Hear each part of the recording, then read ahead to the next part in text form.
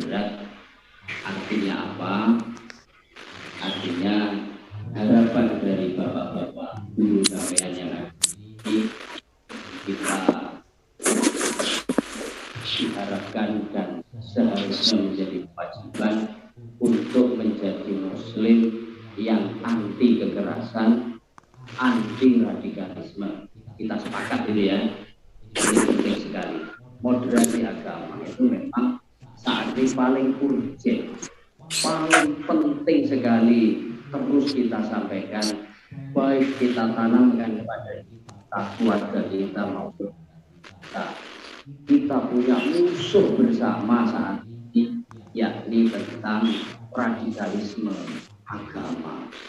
Kita sangat prihatin, bahkan di beberapa bulan terakhir Indonesia juga diganggu oleh pemahaman-pemahaman Islam radikal yang kemudian melakukan hal-hal yang destruktif, yakni pelenyapan nyawa teman-teman yang ada di negara kita ini sangat.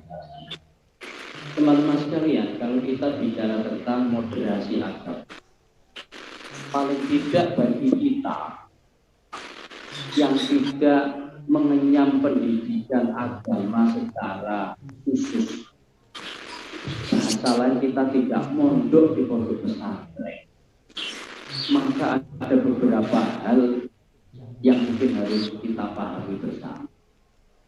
Pertama, tentang Islam itu sendiri. Jadi Islam itu adalah, kalau kita baca di dalam literatur kitab-kitab fikih kita, Islam itu adalah al-inqiyad. Inqiyad itu mengikuti wal imtisal lima ja'a bihi Rasulillah sallallahu alaihi wasallam. Itu ada. Jadi Islam adalah kita mengikuti, tunduk terhadap ajaran yang dibawa oleh baginda Nabi besar Muhammad sallallahu alaihi wasallam. Apa yang dibawa oleh beliau? Tentu Al-Quran sebagai sumber utama Islam. Itu minallah, tapi lewat Rasulullah, namanya wahyu. Yang kemudian Al-Quran itu disebut dengan mukjizat terbesar Rasulullah sallallahu alaihi wasallam. Yang kedua adalah sunnah Rasul. Jadi inilah yang dibawa oleh beliau Rasulullah sallallahu alaihi wasallam menjadi sumber dari segala sumber agama kita. Yang menjadi pertanyaan adalah bagaimana kemudian kita bisa mempelajari dan memegang dua sumber hukum ini. Yang kata Rasulullah, siapapun yang akan berpegang kepada dua ini tidak akan tersesat. Jadi Rasulullah pernah bersabda, taraktu fikum amroini lan tudillu ma tamassaktum bihima kitabullah wa sunnati. Jadi wahai umatku, aku tinggalkan dua hal, barang siapa dua hal ini dipegang, maka tidak akan sesat dan juga tidak akan menyesatkan, yakni Al-Quran dan. Nah, yang menjadi pertanyaan kita adalah, kita itu hidup jauh setelah Rasulullah wafat. Kalau dulu teman-teman sekalian, untuk mengikuti dua hal ini pada masa Rasulullah ini enak sekali, enak sekali. Karena kita baca, kita pahami pada saat itu bahasanya para sahabat ini juga bahasa Arab. Juga setiap wahyu ini turun kalau itu Quran, itu juga Rasulullah kemudian bercerita kepada para sahabatnya. Seluntrumnya itu apa namanya, asbabun nuzul namanya.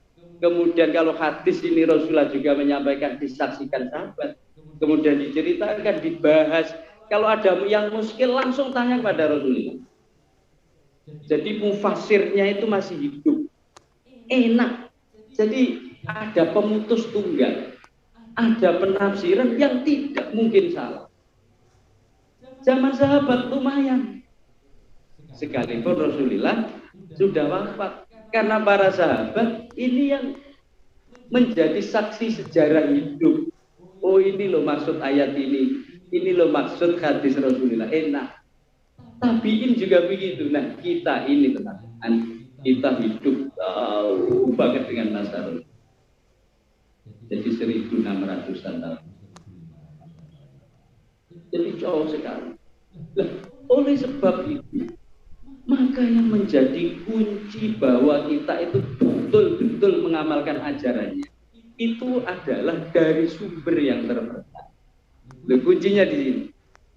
Kenapa sama-sama Quran hadisnya ada yang radikal, ada yang tidak, ada yang tersesat, ada yang tidak. Kuncinya ada di siapa yang membawa sumber. Karena sekali lagi kita sudah tidak mungkin tanya ke Rasulullah, kita sudah tidak mungkin tanya kepada para sahabat. Padahal Quran ini terbatas, hanya 30. Itu menaungi segala macam kemliwer ya, hal-hal yang ada di dunia, mulai ubudiyah, muamalah, munakahah, sembarang kali. Miliaran teman-teman sekalian. Jadi yang kita hadapi hukum ini halal haram, perbuatan ini boleh tidak, itu miliaran. Padahal Quran ini 30 juz. Hadis Rasulullah itu yang sahih hanya terkumpul di dalam kutubus sunan. Yang ada 9, ada yang mengatakan 7. Hanya itu. Lalu bagaimana kemudian kita sungguh-sungguh bisa mengamalkan ajaran Rasulullah dan Al-Quran, sementara masalah terus berkembang? Kita tanya kepada sahabat tidak bisa, karena kita sudah hidup di zaman sekarang. Rasulullah apalagi. Maka kemudian informasi yang kita terima inilah harus dapat, sehingga kenapa harus begitu? Karena kata Allah, fas'alu ahla dzikri in kuntum la ta'lamun. Kalau kita itu merasa bodoh, merasa tidak mampu menggali Quran hadis dengan pikiran kita sendiri, karena kelemahan kita di dalam memahami bahasa Arab yang demikian rumit, asbabun nuzul yang kemudian kita tidak tahu kemana kita tanya, asbabul wurudnya hadis.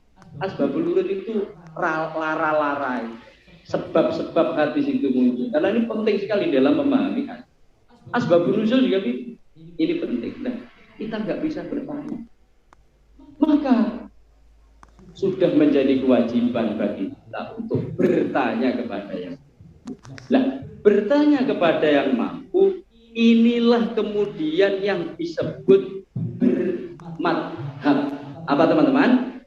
Bermadhab. Bermadhab itu adalah orang yang tidak mampu menggali Quran dan hadis. Imma tafsirnya bil makna, imma tafsir bil lafdinya. Kita harus tanya, kita nggak mampu. Maka bermadhab ini menjadi kewajiban kita. Yakni kita merasa tidak mampu, bagaimana kita kemudian bisa menerima ajaran Quran hadis ini secara murni? Maka satu-satunya jalan agar kita tidak tersesat adalah bermadhab. Bermadhab itu apa sebenarnya? Bermadhab adalah mengikuti rumusan-rumusan ajaran agama Islam yang telah dirumuskan para mujtahid. Mujtahid ini siapa? Mujtahid adalah orang yang mempunyai kompetensi, mempunyai kemampuan untuk menggali Al-Quran dan hadis lewat pemikiran. Dasare apa enek? Jadi dulu di samping fas'alu ala dzikri kuntum la ta'lamun, dulu saat Rasulullah masih hidup, karena wilayah Islam pada saat itu luar biasa, maka Rasulullah sering memerintahkan para sahabat untuk menjadi dai. Dai itu orang yang mengajak yang belum Islam diajak masuk Islam, yang sudah Islam tapi kurang baik diajak baik, namanya dai. Yang paling terkenal dan fenomenal namanya Mu'adz bin Jabal. Sahabat Mu'adz bin Jabal itu pernah dites oleh Rasulullah. Wahai Mu'adz bin Jabal, kamu saya utus ke Yaman, kamu berdakwah di sana. ketika idza uridu amr, bagaimana kamu akan menghukumi? Mada qadhabi. Bagaimana kamu menghukumi kalau orang bertanya di sana tentang hukum-hukum? Kata Mu'adz bin Jabal, maka akan saya jawab dari Quran dan hadis. Wa ilam tajid, kalau kamu tidak temukan dasar-dasar itu di dalam Quran, maka saya akan menghukumi itu, saya ambil dari hadis panjenengan. Kata Mu'adz, wa ilam tajid bima.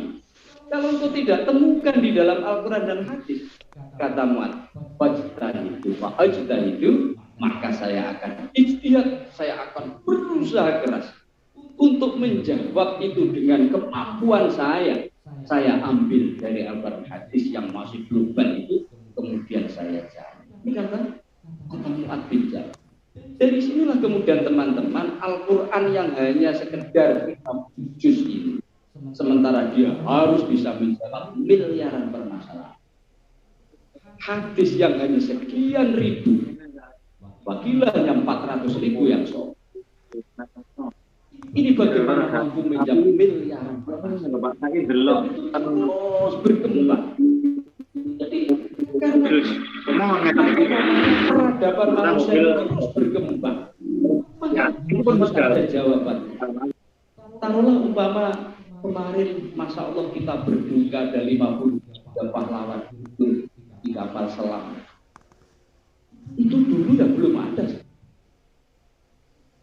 Kemudian ditanya umpama masalah-masalah puasanya seperti apa, meninggalnya seperti itu bagaimana. Dulu belum ada kapal selam. Itu contoh yang itu perlu mampu menggali hukum dari Allah. Nah, kemudian ada yang timbul bertanya, kalau kita itu bermadhab, kenapa hanya 4 orang ini? Kemudian ada tambah satu, yakni madhabnya saya, Imam Malik, Abu Hanifah, Imam Syafi'i, Ahmad bin Hanbal, kemudian ditambah ada yang mengatakan mazhab Ja'far, itu masih tidak apa-apa. Pertanyaan tetap, lu masa sebodoh itu orang Islam itu yang bisa diikuti hanya 5, dan hanya 5 ini? Jawabannya adalah teman-teman yang li adami mudawan. Li adami mudawan adalah sesungguhnya mujtahid mutlak itu banyak sekali. Jadi puluhan bahkan ratusan. Dulu itu. Jadi orang yang punya kemampuan itu menggali langsung hukum dari Quran dan itu puluhan bahkan ratusan. Cuma sayangnya yang terbukukan, gitu ya. Jadi yang terbukukan, yang tertulis, yang ada yang mencatat, itu hanya ada 4, itu yang lengkap. Yang satu Ja'far ini tidak lengkap. Makanya disepakati ada mengatakan 4, ada mengatakan 5. Yang lain Sofyan Sauri, Daud Dohiri, Umar bin Abdul Aziz, ini tidak terbukukan, padahal orang yang ngalim-ngalim bahkan melebihi atau setara dengan 4 imam mazhab. Nah kemudian bagaimana kita bisa mengikuti wong tidak tertulis? Kalau yang 4 ini jelas terdokumentasikan dengan luar biasa. Imam Syafi'i ada kitab Khulasoh, ada kitab Imam Malik ada kitab Muwatta. Jadi semuanya terbukukan dengan baik, sehingga kita bisa di sana kita sholat itu seperti apa atau prakteknya. Sebab kalau kita membaca Quran hadis ya nggak ada. Oh ini takbir bareng ngono terus ya opo nek tumak ninai atau tidak, iki niate ya opo. Tidak ada. Zakat itu seperti apa? Prakteknya juga nggak ada. Maka di dalam kitab-kitab fikih itu yang kemudian kurang menyebut kitab kuning atau kitab surat, di sanalah itu dijelaskan secara terperinci hukum halal haram, kemudian cara-cara orang beribadah, bermuamalah, bermunakasyah. Nah, jadi beginilah teman-teman sekalian, kalau kita ingin menjadi muslim-muslim yang moderat, yakni kita jelas siapa sumber yang kita pelajari. Lewat siapa? Sementara ini saya jamin, ada orang kok radikal. Itu pasti kemampuannya pas-pasan. Dia mengambil hukum agama, mengambil pendidikan agama. Ini dari pendidikan agama. Itu saya jamin. Biasanya itu anti bermadhab. Ya saya pikir anti bermadhab, anti terhadap ulama-ulama salaf soleh. Saya jamin paling andalane ulama ya Abu Bakar Basir ya mesti ae. Itu orang-orang radikal. Ya nyun sewu. Andalane Habib Rizik, nyun sewu belum kita hormati, itu adalah keturunan Rasulullah. Maafkan dulu. Tapi bukan berarti sekali lagi para habaib harus dihormati, wajib dihormati. Tapi tidak mesti bisa dijadikan panutan. Tidak semua. Ini sangat tegas kan. Terus piye lah ini? Ini penting, jadi penting sekali. Nanti apa lagi kamera radikal ini mereka yang mempercayai sumber-sumber tentang Islam. Bagaimana tidak teman-teman sekalian? Jadi kita percaya inna dina indallahi Islam, itu harus tidak ada agama yang benar kecuali Islam. Akan tetapi dan inna dina indallahi Islam itu banyak kemudian ayat yang membackup itu.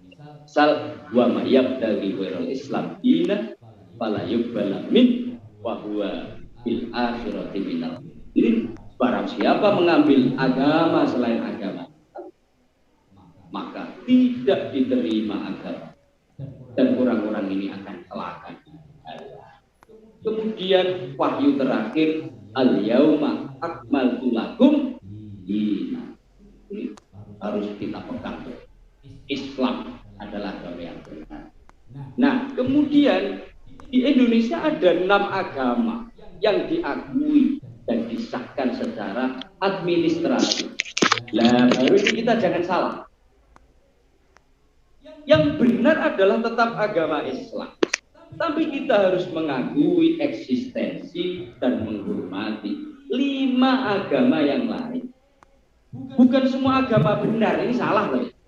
Jadi jangan sampai kita punya keyakinan, oh yang membawa kita selamat dunia akhirat ini ya apa saja, ini berarti Hindu ya bisa, Buddha bisa, silahkan. Tidak begitu. Yang benar, yang hak adalah hanya agama Islam, tapi kita menghormati dan kita juga mengakui keberadaan 5 agama yang lain di. Jadi bukan semuanya benar, bukan begitu.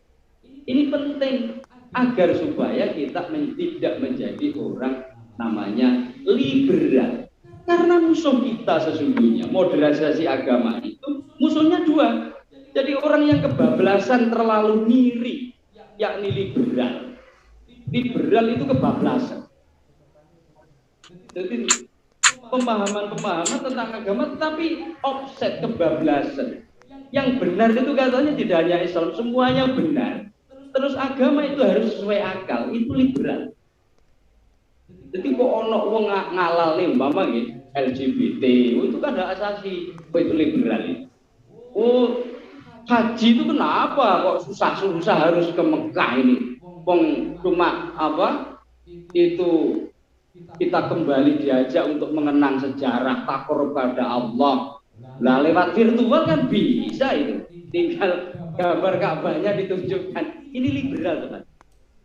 Kenapa itu harus musim haji? Ya gak masuk akal. Allah itu disembah ya tidak hanya itu saja. Ini liberal, teman sekalian. Nikah itu yang gak harus, nikah itu urusan pribadi. Masa harus laki-laki perempuan? Dan yo sak lain maringi pangeran kalau hasratnya itu kepada satu jenis yang enggak apa-apa kan itu. Ini juga liberal kita. Jadi offset, dia lepas kendali, dia lepaskan dalil. Jadi tidak memegang Al-Qur'an, tidak memegang hadis, tapi mengedepankan akal. Kalau Quran hadis sesuai dengan akal dia terima. Kalau tidak, no. Ini liberal.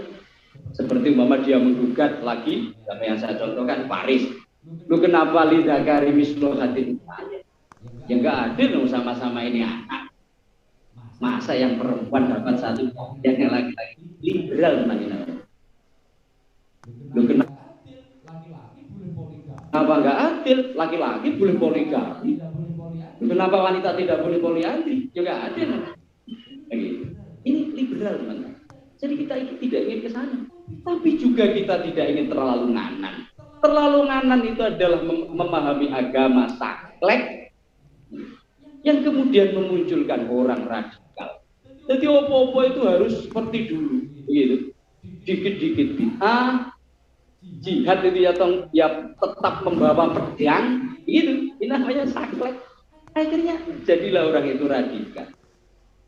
Jadi kita tidak ingin terlalu nganan, kita tidak ingin terlalu ke kiri.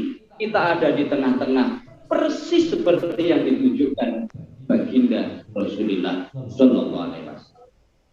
Jadi potret Indonesia sesungguhnya adalah potret negara Madinah pada saat Rasulullah menjadi nabi sekaligus kepala negara di Madinah, ada di piagam Madinah. Persis saling menghormati antar pemeluk agama.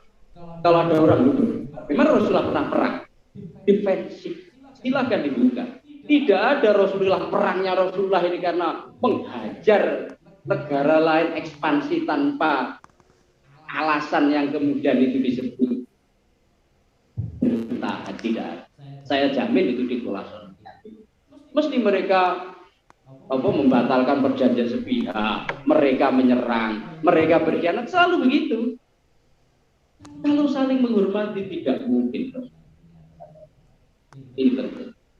Sehingga teman-teman sekalian di dalam ayat-ayat yang lain itu adalah ikraha fid. Kita nggak boleh memaksakan agama orang lain untuk mengikuti agama kita, itu nggak boleh. Apalagi sampai ngebom. Tidak bisa seperti itu.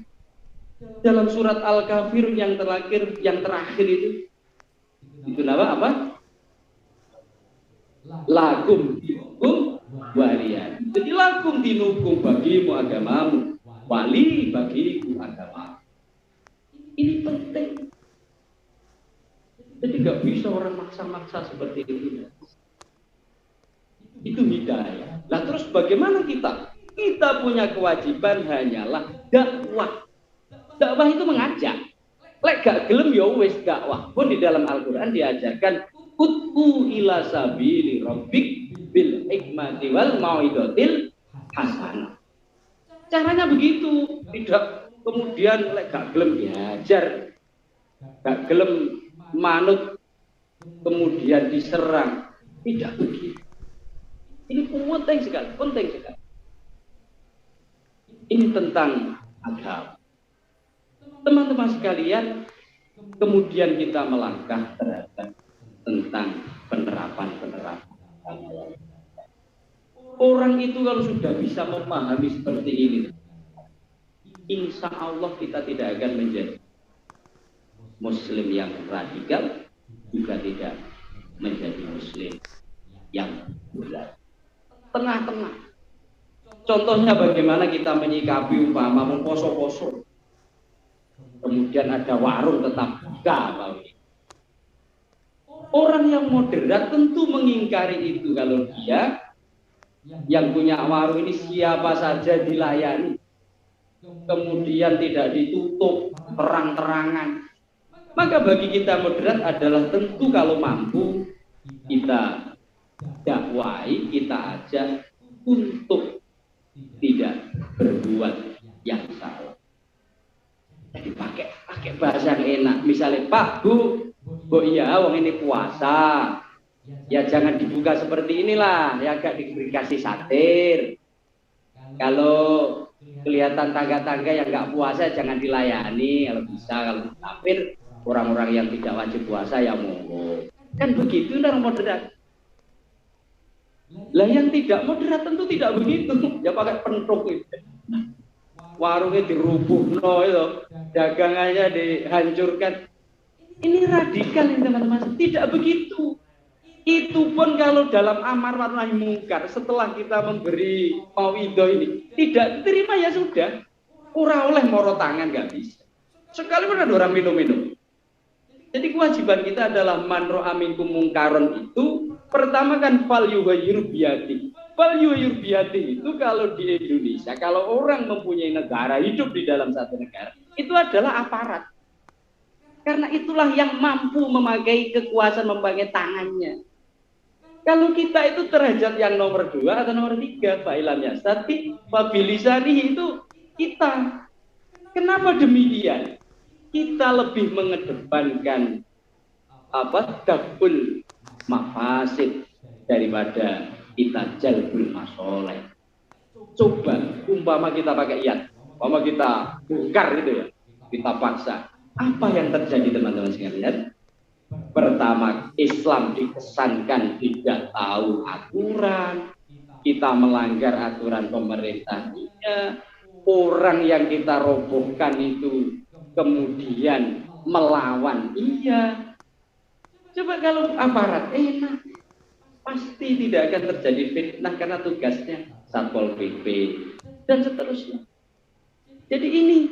Jadi jangan kemudian pekerjaan negara itu diambil alih oleh rakyat biasa, ya wassalam. Umpama namanya main hakim sendiri, perkusi, nggak boleh. Wong sino dirajam dewi, wong nyolong diketok tangan dewi, bagaimana? Maka negara akan runtuh. Jadi ini harus dipahami secara benar dan secara. Ini saya contohkan di penerapan. Ada orang merayakan hari raya, ya silakan, kita hormati. Tapi jangan sampai kemudian kita juga menjadi orang yang liberal. Orang liberal itu gimana? Wah, ini foto-foto bener lah. Ya, tak melok-melok ini dalam rangka toleransi. Ya, ada Paskah. Kemudian kita ikut merayakan, kita sampai hadir ikut-ikut misa. Ini liberal, teman-teman. Jangan seperti itu. Tapi juga kita jangan sampai menjadi radikal. Kita membenci, kita ganggu. Yang nggak bisa seperti itu. Maka ada pahlawan yang terkenal, Banser Timur. Jadi ada tempat ibadah orang ini mendapat ancaman, kemudian dia berani menjaga gereja. Menjaga gereja, sekali lagi, bukan menjaga kebenaran agama Kristen, salah, bukan itu maksudnya. Tapi dia menjaga keamanan agar tidak terjadi perusakan, tidak terjadi gangguan.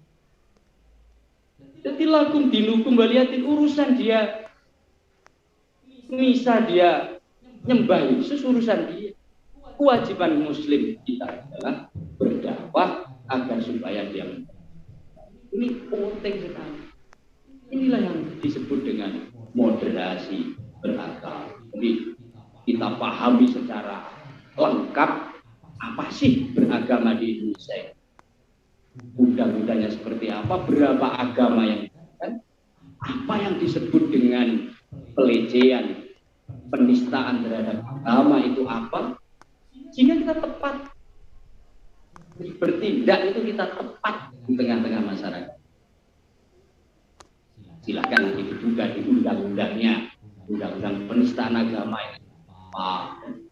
yang tergolong penistaan seperti apa. Jadi saat ini ada namanya Paul, bacanya apa?